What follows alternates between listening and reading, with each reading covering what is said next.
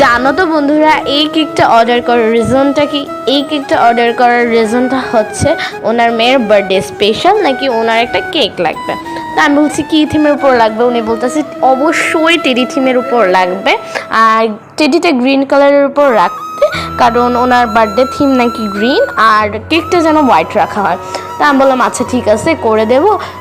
কয় পাউন্ডের মধ্যে লাগবে? তো উনি বলতেছে 2 টায়ার বানায় দিয়েন। তা আমি বলছি আচ্ছা ঠিক আছে, 2 টায়ার বানায় দিব। আর এটার উপরের ডিজাইনটা কেমন হবে সেটা যদি দিতেন। তো উনি বলছে যে আপনার নিজের মতো করে দিন, তাতেই হবে। তো আমি তখন বললাম আচ্ছা ঠিক আছে, আমি নিজের মতো করে দেব।